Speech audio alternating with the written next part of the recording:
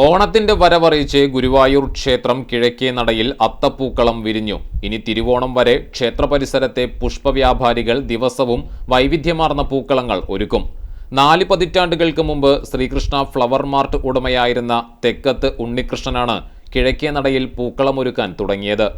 ഇപ്പോൾ അദ്ദേഹത്തിന്റെ സ്മരണയിലാണ് അത്തം നാളിൽ പൂക്കളം ഒരുക്കുന്നത്.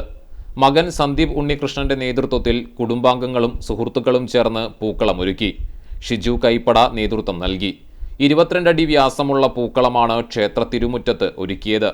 2 തരം ചെണ്ടുമല്ലി, വാടാമല്ലി, ജമന്തി, അരളി, ചില്ലി റോസ്, ചൗക്ക തുടങ്ങിയ പൂക്കളാണ് ഉപയോഗിച്ചത്. ക്ഷേത്രത്തിൽ അത്താഴപൂജ കഴിഞ്ഞ് നട അടയ്ക്കുന്നതോടെ തുടങ്ങുന്ന പൂക്കളമിടൽ പുലർച്ചെ ക്ഷേത്രനട തുറക്കുന്നതുവരെ നീളും.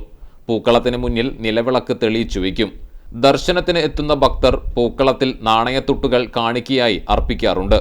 ഇത് ഭണ്ഡാരത്തിൽ നിക്ഷേപിക്കാറാണ് പതിവ്.